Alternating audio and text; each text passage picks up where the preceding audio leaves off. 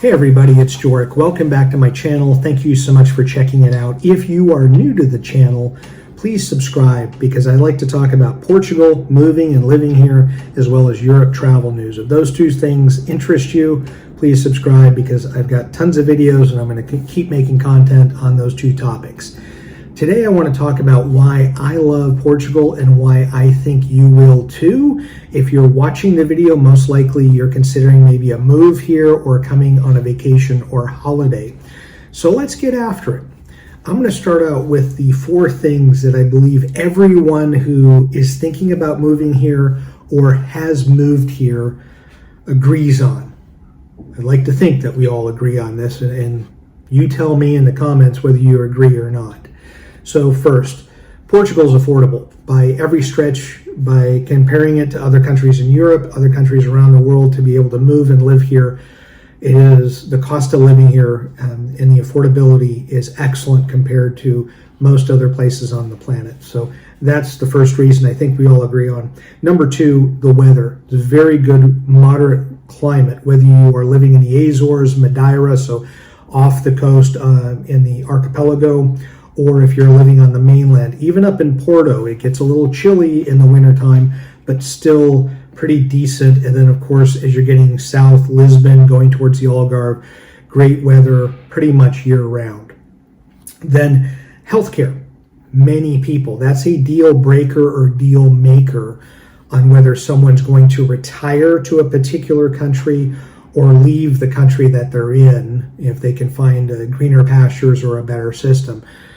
From being here for 3 years, Portugal's got a great healthcare system. So that's something that if you're looking to come here, and I believe that every expat that's used the system would probably tell you the same thing. I do believe that. And that's something I think most of us can agree on. So that's number 3. And number 4, it's safe. Every year there are several articles published from newspapers, journals, different surveys from different companies. Sometimes it's travel companies, retirement companies. They all say Portugal is one of the top 5. It's usually top 3 or top 4 when it comes to peaceful or safe. And so if you're retired and looking to move here, you don't want guns going off at all time of day. You don't want to turn on the news and see all kinds of violence. If you're younger, doesn't matter. If you're a digital nomad and you're just passing through for a year or two, you don't want to deal with that either. This is a very peaceful country and very safe country. It doesn't mean there's zero crime or zero issues. Every country has them, and Portugal's no different. But when it comes to, I'll say, North America, especially coming from the United States, it's very, very, very quiet on the crime front compared to much of the U.S. So I think that's something that most everyone agrees on. So the 4 things are the affordability, the weather, the healthcare, and how safe it is.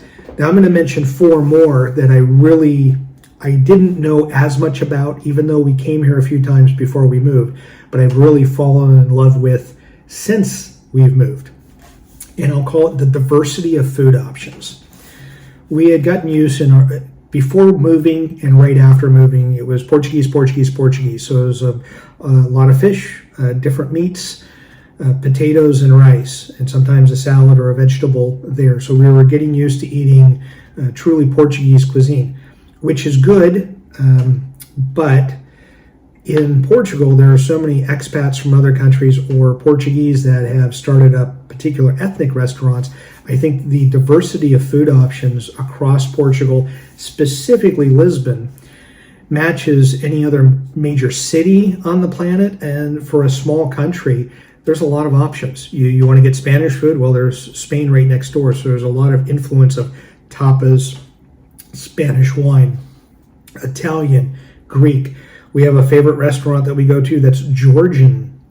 I didn't know what the food of the country of Georgia was after going. It's fantastic. It's phenomenal. So the only thing that I wish that they had, there were more of, was authentic Mexican restaurants. There's a lot of Mexican places here doing tacos in Lisbon, not necessarily authentic Mexican food. But aside from that, anything that you could want here from most other countries out there. Somebody's moved to Portugal and has opened a restaurant doing it. So I think the diversity of food, if you are a foodie or if you like having different options, this is a place for you. Along those same lines, wine. Most people, when they hear of Portugal and you say Portugal and wine, that equals Port, Douro Valley, Porto, things up north, which would be northern Portugal. The whole country is wine regions. There are several wine regions on the mainland, and then even in the Azores, they have wine production going. Madeira, they have wine production going there. So truly, all of Portugal is one big wine region, I'll say, with all the sub-regions within it. And it's fantastic wine. Yes, there's bottles that are 3-4 euros. I won't say that that's fantastic wine, but I think here what you can get, going back to that thing at the top of the video about affordability for living here, you can get a great bottle of wine here for 10 euros, even with the inflation and what's going on. You get an exceptional bottle of wine for 20 to 30 euros, whereas the run-of-the-mill so-so Italian wine might start at 25 or 30, or from some other countries. Here you're getting exceptional stuff at affordable prices, in my opinion, from what we used to pay for wine back in the US compared to what we can get it for here. Sometimes we can buy a case of wine from Portugal, so 6 bottles of something that's really good for the price of 1 bottle back in the States. So if you enjoy wine and you like wine, I don't know if there's a better place, because the whole country is producing wine. That's the second one. Number 3, the geography. As I mentioned, the islands just a minute ago. Living in Lisbon or Porto, you're only a couple of hours to the Azores, 2.5 to 3 hours, depending on where you're flying out from. You have Madeira, which is, as far as I'm concerned, like the jewel of the Atlantic, and it's an amazing place to go visit. And then Portugal itself, because of the history here, which I'll get to shortly, there's this, for a small country, it's packed with stuff to see, attractions, beaches, cool towns, old towns, new towns. And then the geography, the closeness to get to London, Paris, Rome, Athens, Prague, the proximity to so many countries within Europe, and even getting up to the UK and even going north to, let's say, the Nordic countries. Its location is fantastic. And if you happen to be from North America, it's anywhere to a 6 to 8 hour flight, depending on where you're going, to try to land on, let's say, the east coast of Canada or the US to get back into your home country. So it's centrally located, and the geography positions it well for so many people to want to move here. It's just, and for those of us, myself and my wife, who love to travel, this is a great place. It's the great home base to be able to start your travels from if you're in Europe specifically. And then lastly, the history and culture of Portugal. For its size, I would say, I'll use a boxing reference, pound for pound, I don't know a country that would be this size, whether it be geographically or demographically with the amount of people, that has so much history packed into it.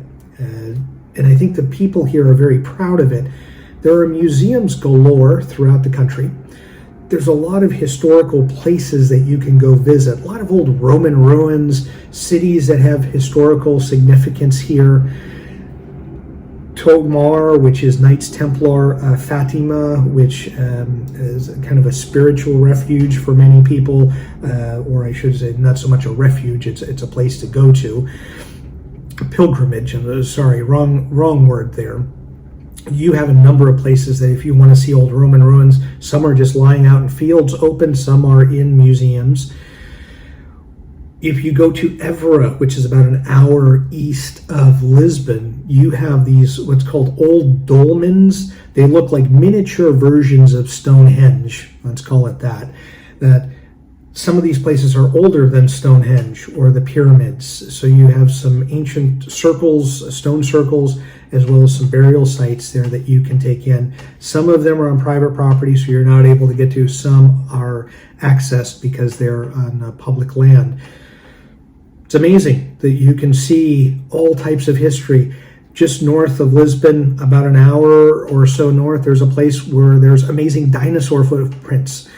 Not every day you get to see dinosaur footprints. So there's just a blend of history here. And when I think of culture, I think about architecture, and as I'm looking out a window right now, the tiles on the building across from us, there's so much to take in across Portugal.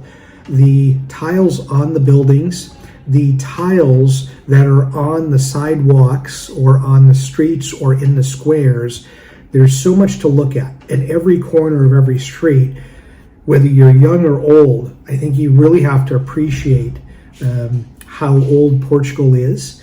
And when you're in Lisbon, you have to keep in mind that it's older than Rome, Paris, or London. So sometimes it's hard to take in that history and think about how old this place is. And sometimes you don't always appreciate it.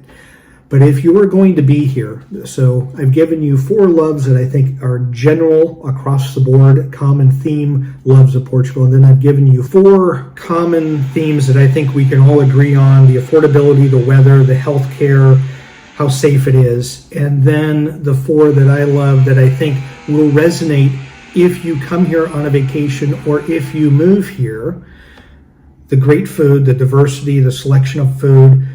The wine options are endless. The geography that puts you in just such a great position to be able to travel, if that's what you want to do, or just travel throughout Portugal. And then lastly, the culture here is second to none. It's absolutely amazing. So as always, thank you so much for watching and enjoy your travels.